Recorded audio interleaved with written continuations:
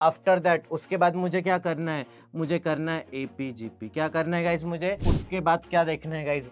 Index number देखना है। क्या देखना है तुम लोगों को? इंडेक्स नंबर देखना है, इक्वेशन, और इक्वेशन के भी मैं बोलूंगा गाइज एसएम के क्वेश्चन सॉल्व। क्या बोलती पब्लिक की हालचाल? लास्ट के कुछ दिन बचे और क्यूए अपना इंपॉर्टेंट सब्जेक्ट है गाइज। अब तुम्हारे लिए मैं बता रहा हूँ क्यूए में तुम लोगों को क्या क्या करना है, याद से रखो, ध्यान रखो। सबसे पहले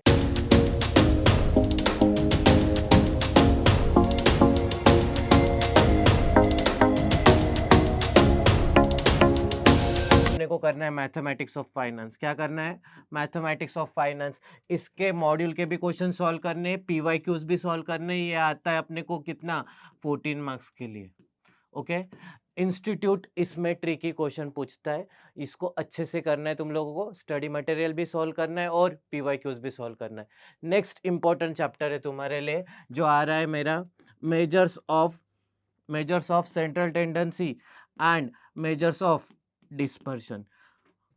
इसका स्टडी मटेरियल भी करना है, इसका पीवाईक्यूज भी करना है। ये कितने मार्क्स के लिए आता है? ये भी आता है मेरा 14 मार्क्स के लिए।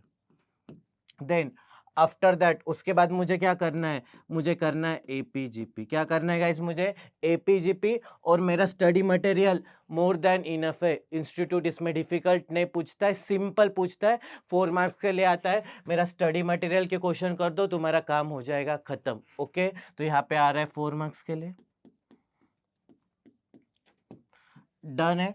उसके बाद आता है मेरा परम्यूटेशन एंड कॉम्बिनेशन। मुझे परम्यूटेशन एंड कॉम्बिनेशन के भी क्या करने गाइस?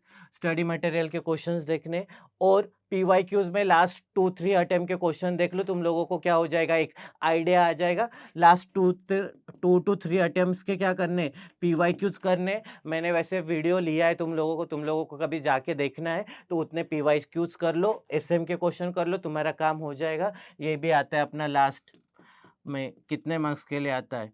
4 मार्क्स के लिए। और मैं बोलूँगा सॉल्व करने की सीक्वेंस भी यही रखने की है तुम लोगों को। उसके बाद आफ्टर दैट तुम लोगों को क्या करना है गाइस?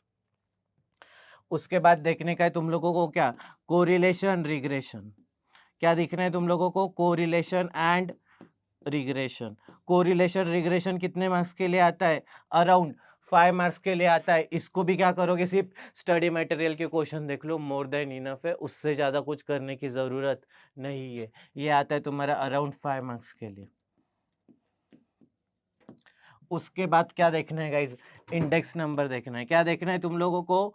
इंडेक्स नंबर देखना है। इंडेक्स नंबर के पीवाईक्यूज कर लेना गाइज। सिर्फ पीवाईक्यूज कर लोगे तो काम बन जाएगा। इंडेक्स नंबर के पीवाईक्यूज कर लो, और इंडेक्स नंबर आता है तुम लोगों के लिए कितने मार्क्स के लिए? 5 मार्क्स के लिए। डन है। उसके बाद तुम लोगों को क्या देखना है?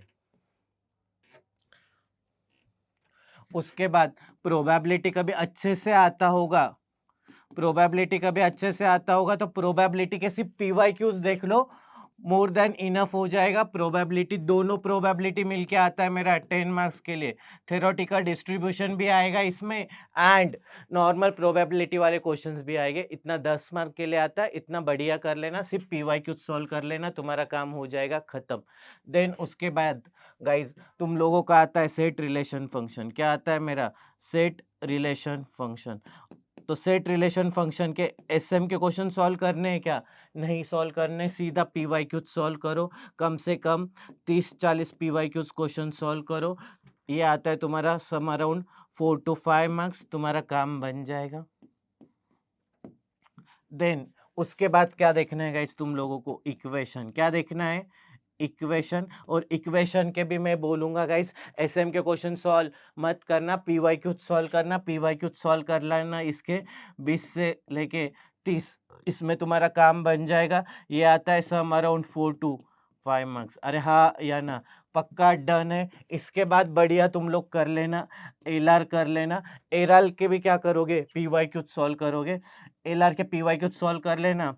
200 पीवाईक्यू के बेयर मिनिमम सॉल्व होना चाहिए एलआर के, और एलआर तुम्हारा आता है 20 मार्क्स के लिए।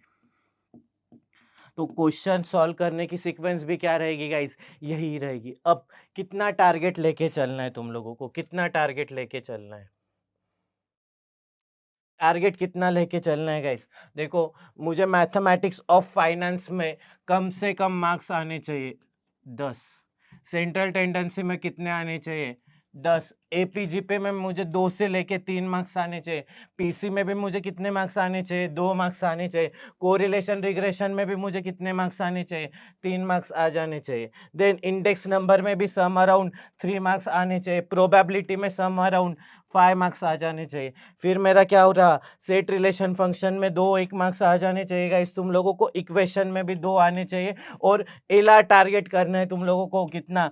14 मार्क्स के लिए। तुम देखो कितना हो रहा है यहाँ पे, 24, 30, 30 हो गया। उसके बाद 39, 39 प्लस 14 मतलब अराउंड मोटा मोटी तुम्हारा 53 मार्क्स तुम लोगों को टारगेट करना है। क्या करना है गाइस? ये 53 मार्क्स तुम लोगों को क्या करना है? बढ़िया टारगेट करना है, पास हो जाओगे। ऐसे करोगे ना, जिन लोगों को लग रहा है कि सर मैथ्स में पास कैसे होगे, तो तुम लोगों को इतने मार्क्स के लिए इतना इतना आता है, ये टारगेट है तुम्हारा। इतना टारगेट अचीव कर लोगे तो तुम लोग क्या हो जाओगे? बढ़िया पास हो जाओगे, काम खत्म हो जाएगा। चलो इसके साथ जाते हैं गाइज, मचा देना।